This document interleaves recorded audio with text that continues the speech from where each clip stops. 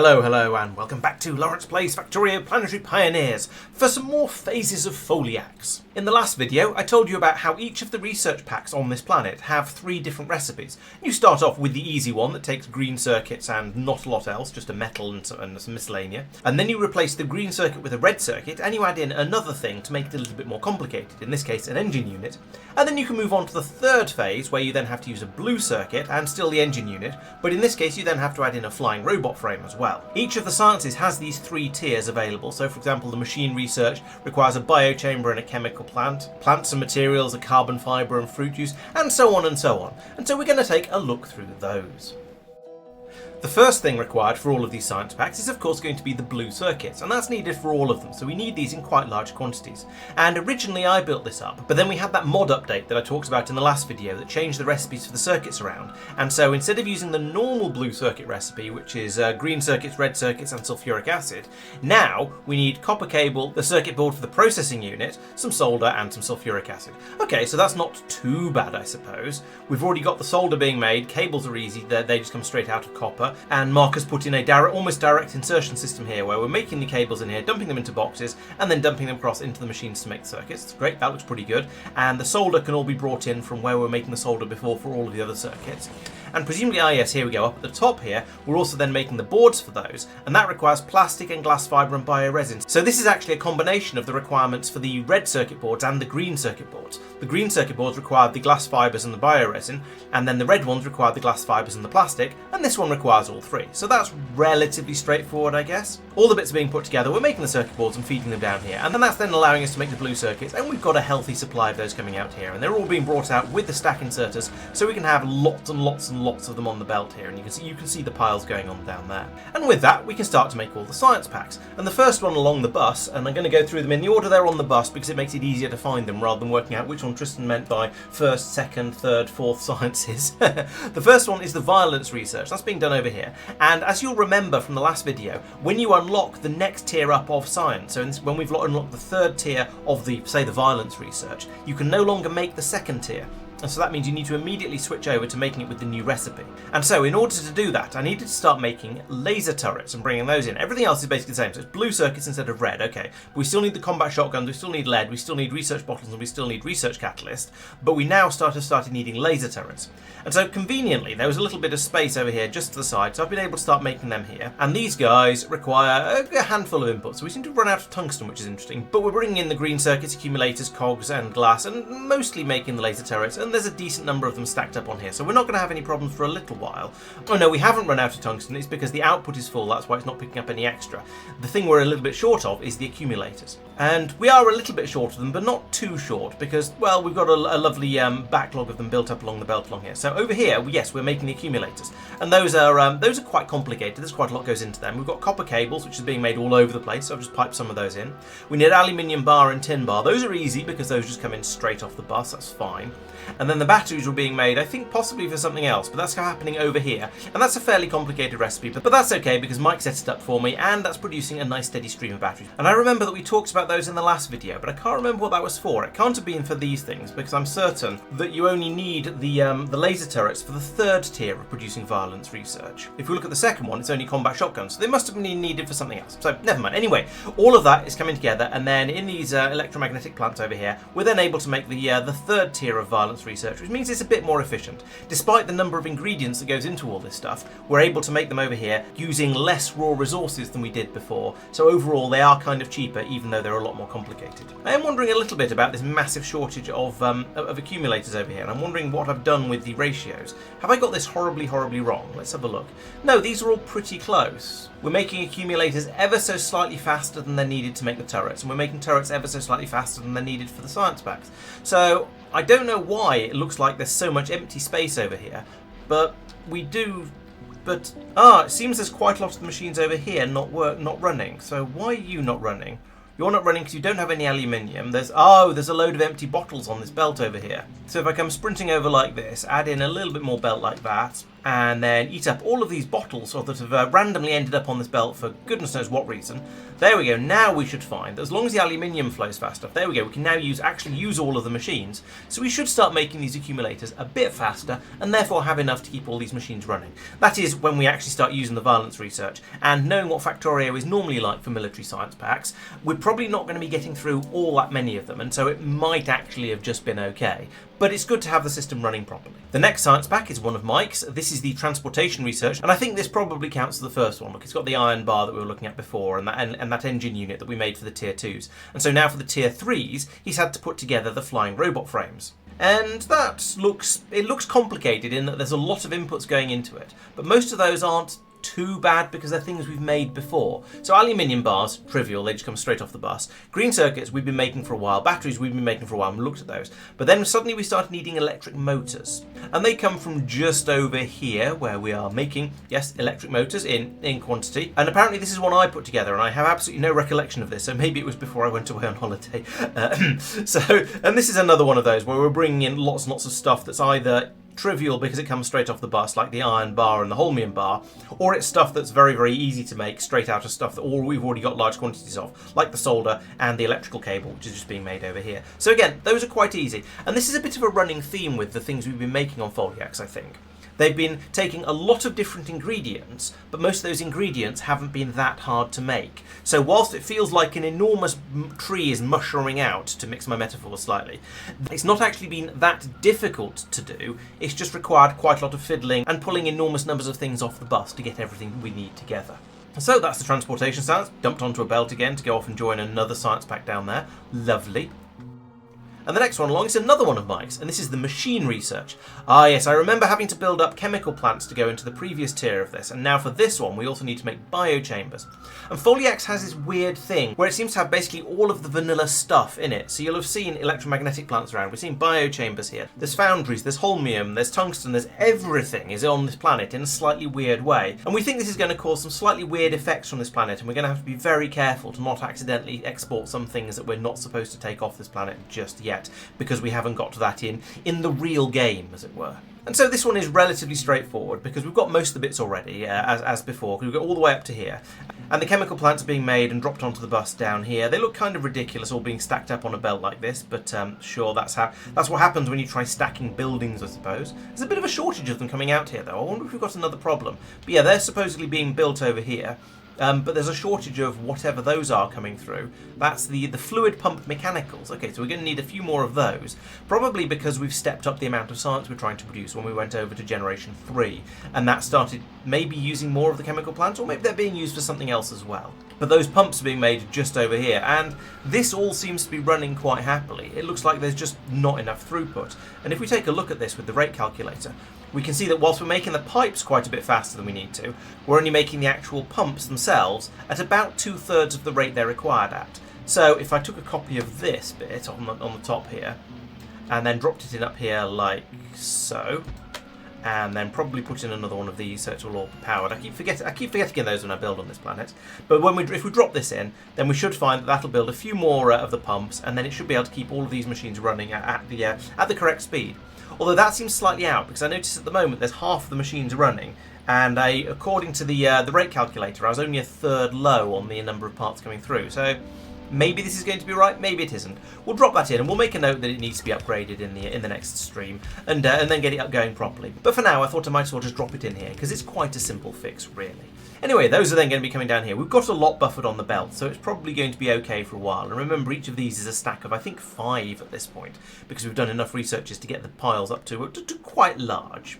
But then we get onto the more difficult part of this tier of research, because we need to start making biochambers. And of course, as we all know, the best way to make a biochamber is in a biochamber, because then you get that glorious plus 50% productivity bonus in there.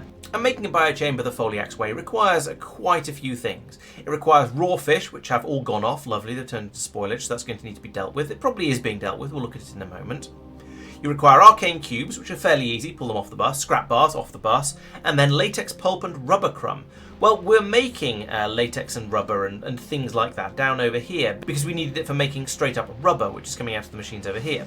But the intermediates for that are the latex stuff in here. What was this? Latex pulp, and then the rubber crumb. And so we need to find a way of getting those out. And so I believe I helped out a bit here by putting in an additional set copy of the machines down here. So initially we thought, well, we've got all these machines in here making it. Maybe we can just pull some of that out and get it onto the bus somehow. But then we decided that was probably a bad idea because all this is sort of fairly nicely ratioed together for making the rubber. And as you can see by the fact we've got, well, at least some of the machines running, we are getting through a certain amount of rubber at the moment. And so I was decided it'd be much better to put in a copy of the first two stages down here and then have those pulling out the intermediate resources. Notably, with this machine, particularly with the 2 speed modules in it, is producing 3.12 latex pulp per second, and the one on the other side is taking in 1.87, so roughly half of it. And so that means we can take the latex pulp out both to go into the furnace and to go onto the belt, and this machine will still be able to keep up. And this is quite nice because it allows me to keep this nice sort of pattern with the belt running up the middle and just having it drop everything out onto there without having to have a second set of the machines making the latex pulp. Now the latex pulp is quite easy to make. You just feed in brim fruit and then smash it around a bit and it turns into that latex pulp. So it wouldn't be too difficult to make another set of machines. Maybe they could be put in on the other side over here or something like that.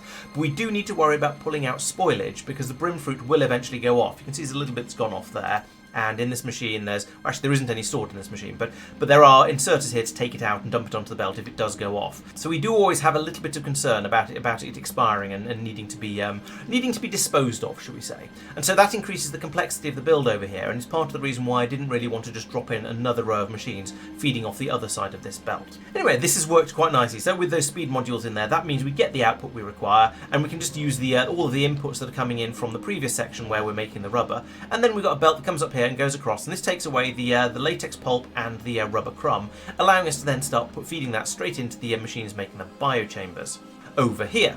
And that's working. You can see we've got the biochambers coming out, we've got the pulp and the crumb going in along here, and the dry ingredients over here as well. And then there's the fish. Yeah, you also need fish in order to make the biochambers.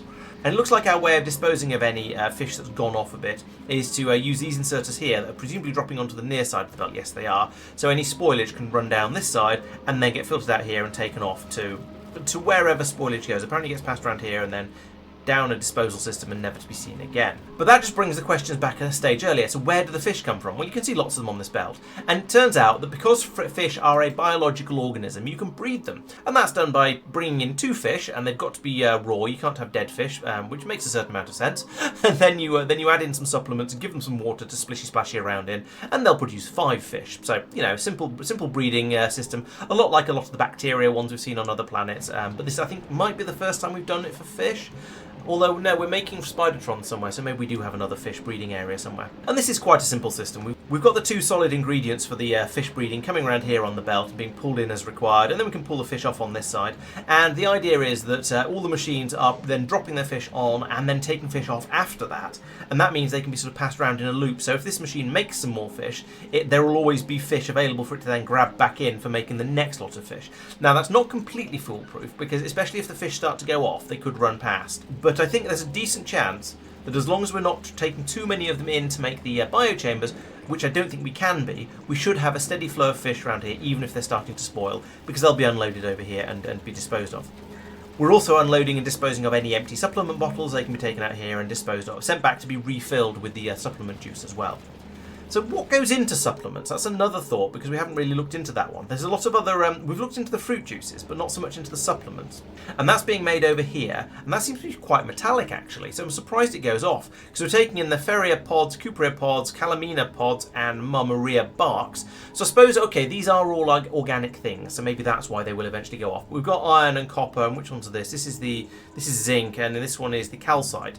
And then we're doing something with those, with some water, and then putting it into the glass bottles. I guess it's a sort of mineral and vitamin supplementy type thing. And we can then send it off, drop it onto the belt here and send it off to be turned into fish, apparently. And the supplements have an extremely good spoil time of 10 hours. So I don't think we're too worried about leaving them sitting on the belt. We can have as many on the belt as we like, as long as it doesn't take 10 hours to get from one end to the other, which it really, really shouldn't. Then we're going to be absolutely fine. And even if it does, even if the belt does clog up to that point, even if we throw away a beltful every 10 hours, I don't feel like that's too wasteful, although this is a very, very long belt.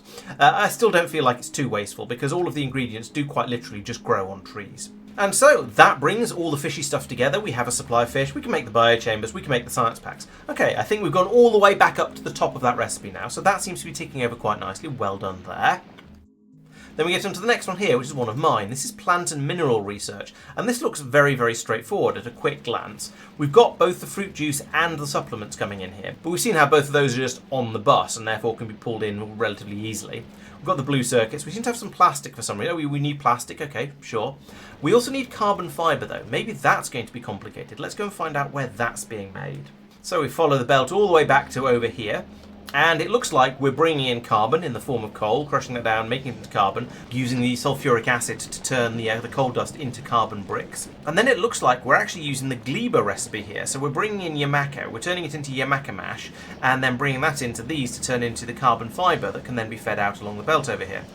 This one is Sophia's built, and yeah, it seems to be working quite nicely. You've got the loops going on here to take out any of the mash that spoils, but it looks like the rate we're getting through it at the moment is fairly significant, so we're managing to unload it from this machine at a decent rate. We do seem to bring the supplements in. Ah yes, that's because on this planet, or just in general, with this mod, you're then able to use supplements as a fuel for the biochambers. And that's really rather nice because it has that lovely 10-hour spoil time that we were talking about before. So if you want to start using biochambers on other planets, well, you've got a few choices. You can either ship over the nutrients from Gleba, probably in the form of bioflux, and then turn the bioflux into nutrients in order to feed them in. You can make nutrients from wood pulp, and we're doing that a little bit over on Norvis because we have loads and loads of wood over there, so it's very, very easy. So that's a good one. You can make them from spoilage, but that requires you to have spoilage in large, large quantities. So it's not a particularly efficient and effective process, so we don't really like that one all that much. Then we've got the ones where you make them from various fruit and veg, so whether it's coconuts or Yamako mash, that's a new one actually, or there's a standard bioflux one. You can make it from fish, you can make it from biter eggs, but things like fish and biter eggs you don't tend to have in enormous quantities, so that's not great. And then the rest of them are all a little bit sort of obscure and modded, and we haven't really unlocked those yet. And so whilst the wood pulp one is great for on Norvis and the bioflux one is great for on Gleba, on other planets it's not going to be quite so good because you're not necessarily going to have a ready supply of wood pulp, or you might not have the Yamako and the jelly nut you need to make the bioflux. So being able to ship over the supplements to run those machines instead, which have that 10-hour spoil time, could be extremely handy.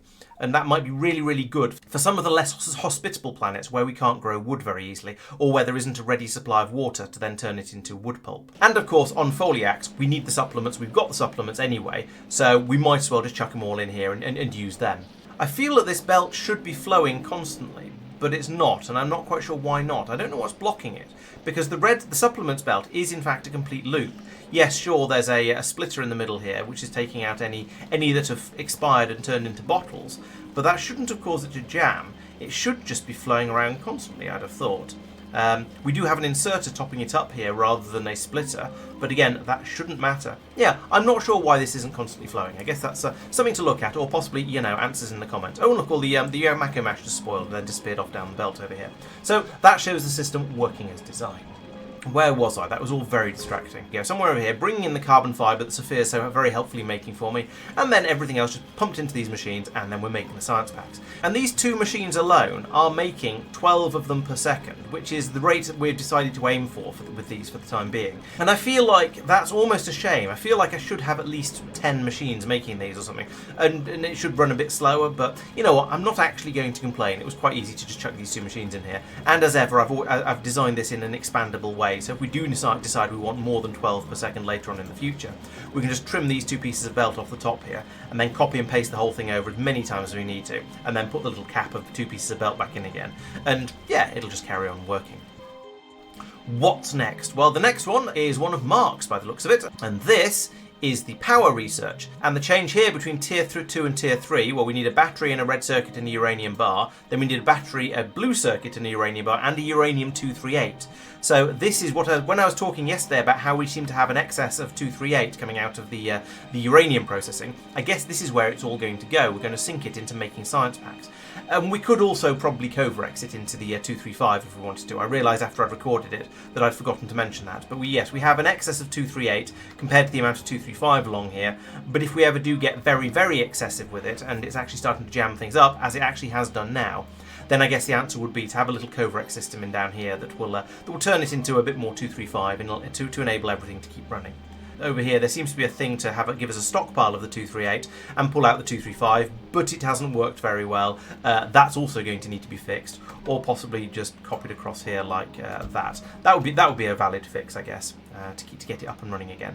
But that will still lead to us having a bit of an excess of the 238 because we're clearly making it proportionally faster than we're using it compared to the 235, even with the drain from the science pack. But since Mark had already put that in for the nuclear power, it was relatively straightforward to bring it over here and plug it in. All it needed was another belt running down the bus, and then feeding the 238 into these machines and making the science packs.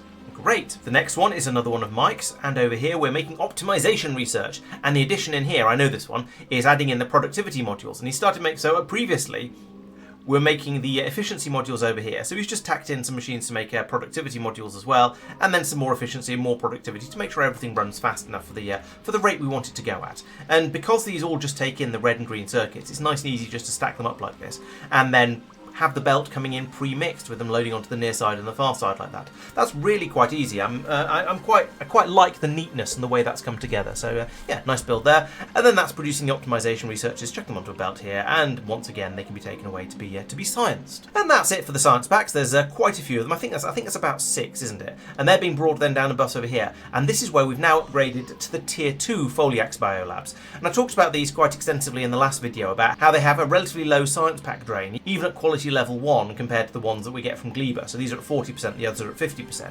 However, they are somewhat also affected by the type of modules they can take.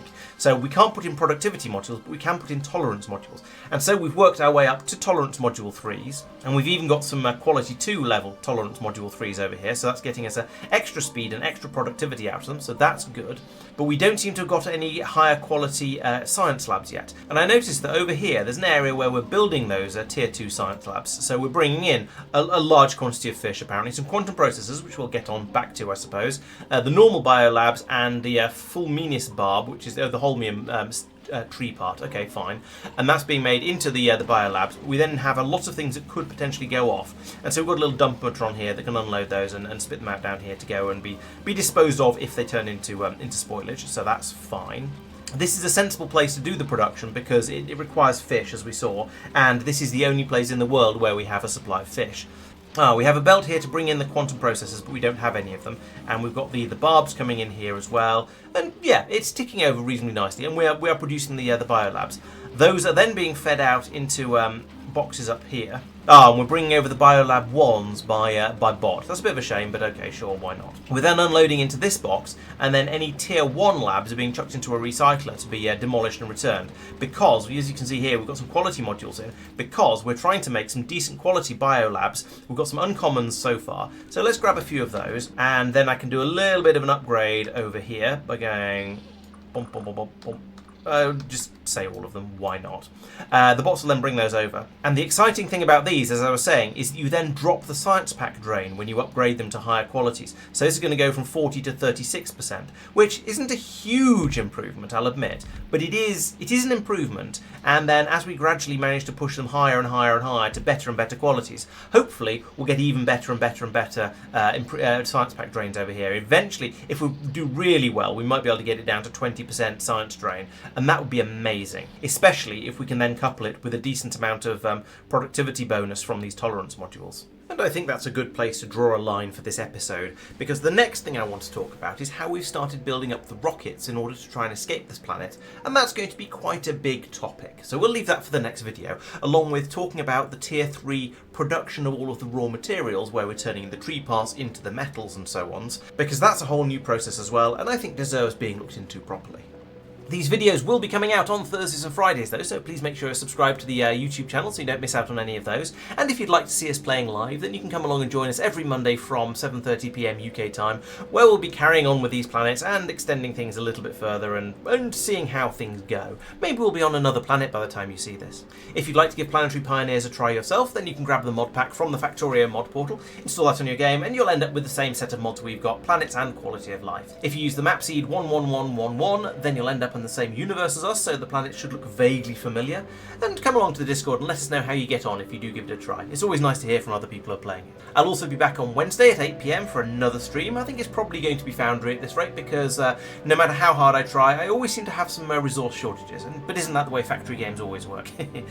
So I'm probably going to finish it fairly soon, but I think there's a little bit more left in it yet. So that's everything I have for you. Thank you very much for watching. I hope you've enjoyed the video, and I'll see you next time.